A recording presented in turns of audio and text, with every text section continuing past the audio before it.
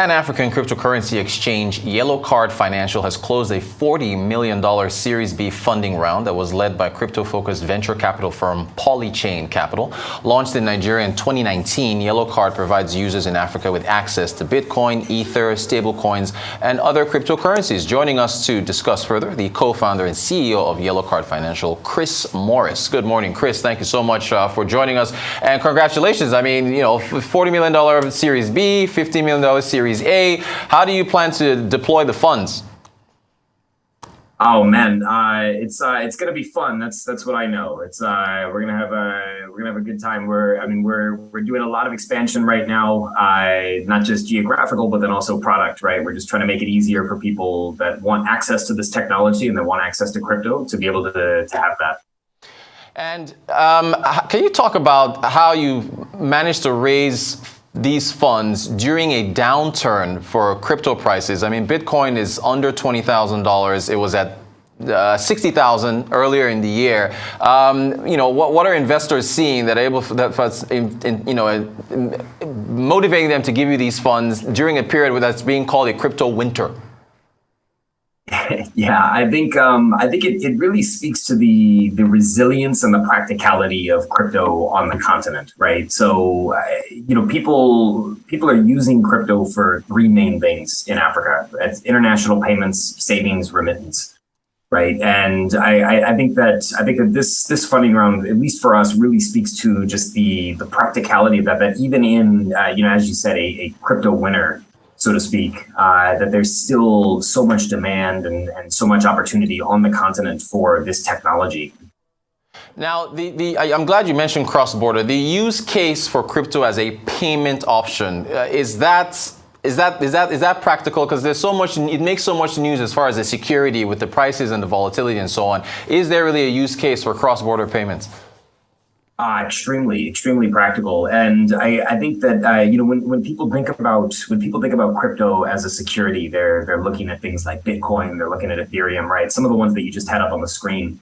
But there's USDT, there's USDC, there are stable coins pegged 1-to-1 against the dollar, right? And so it's as stable as it gets, right? And so I think when you think about the use cases of crypto, you should look outside of just Bitcoin and outside of just the fluctuations, right? There are plenty of ways to be able to use this as a payment option and have it pegged against the dollar for that, without this instability. Speaking of the instability, do you have any read on why crypto prices seem to track equities? And I guess which informs the argument for those on the other side who say that they act like securities. Do you know why they track equities?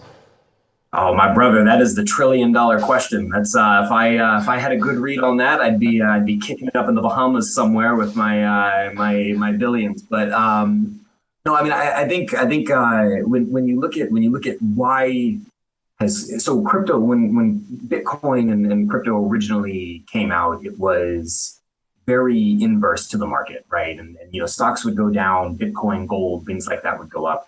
And I think, when you look at why is it now tracking a little bit more to public markets, I think it speaks to the institutional interest that has gotten into the space. And I would stress that we're just at the beginning, right? I mean, the market cap for crypto is still, very small when you look at the number of transactions happening on crypto is still very small when you compare it to Visa or to, banking or anything like that, right? And so we're still very much at the beginning, but it just speaks to the institutional interest. And unfortunately, for better or for worse, institutions get spooked, right? And when there's sell-offs in the market, these guys are selling whatever they have, right? And going back into the dollar. And I think that's why, you've seen so much, so much upward pressure on the dollar. And you've seen sort of downward pressure recently on crypto, on stocks, on literally everything else. Gotcha. Now, okay, Jamie Dimon, he's not really a favorite of the crypto community, but I do have to bring up this quote that was from him when he was testifying in Congress, where he says, "I'm a major skeptic on crypto tokens, which you call currency, like Bitcoin," and then he calls them decentralized Ponzi schemes. Now, you talk about the institutional interest. He is, of course, the CEO of the biggest bank in the United States. What's your take on Jamie Dimon and his the blows he keeps throwing at crypto?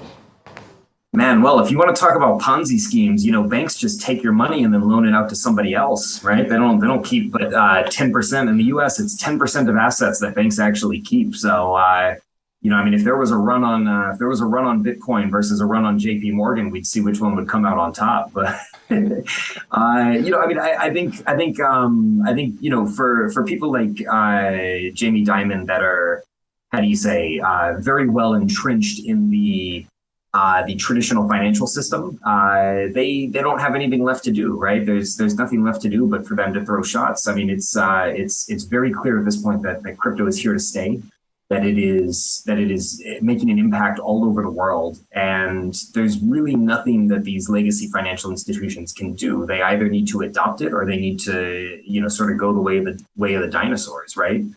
And I mean, that's, you'll see, for every bank that you see fighting it, like JP Morgan, there's another one that's embracing it. The other thing that I would say is for all that Jamie Dimon says, JP Morgan has earmarked $9 billion for research into blockchain and crypto. So there's certainly a lot going on behind the scenes that maybe he doesn't want you to know. Maybe he wants all the Bitcoin for himself. Maybe he does. Maurice, what is your take though? I guess the risky side, the volatile side of cryptocurrencies though. What's your read on that? Yeah, I think as with anything, if you're using it as an investment, then you should be careful and you should be smart about it, right? The same way that I wouldn't advise anybody to pour their entire life savings into Tesla, right? I wouldn't advise anybody to pour their entire life savings into Bitcoin, right? I think it just depends on how you're using it, right? If you're using it for a practical purpose, if you're using it for a payment, then it's great, right? You get it, you use it, you make the payment, and the volatility doesn't really affect you, right? And again, there's other options. There's Tether, there's USDC, right? There's stable coins pegged against the dollar if you're not interested in the fluctuations, right? But if you are using crypto for investment, it should be part of a healthy portfolio, right? You shouldn't, in the same way that you shouldn't have all of your money in any one stock or security, you shouldn't have all of your money in Bitcoin. Well said. Well said. What about job creation? On the productivity side, can crypto create jobs for youth? Oh man, see that's the beauty of it is people talk about crypto and they tend to be very future looking, right? They say, can it create jobs for youth? Man, it is very actively creating those jobs. Right. I mean, this industry is creating more jobs at a faster rate than any other industry I've ever seen. Right. And it's really something that the more that governments embrace it, right, the more that banks and bankers embrace it, the more that it can do for those institutions, the more that it can do for countries. Right. And we've seen this. Right. And so I think now is sort of the time where I think that regulators are starting to realize, crypto, the cat's out of the bag, so to speak. Right. Crypto is here to stay. And so now's the time to really embrace it and let that economic opportunity and let that growth and innovation come to the country as opposed to trying to keep it out. Chris Maurice, co-founder, CEO, Yellow Card Financial. Congrats again on the $40 million Series B raise. And, good luck. Thank you so much for your insights on cryptocurrencies and what the future holds.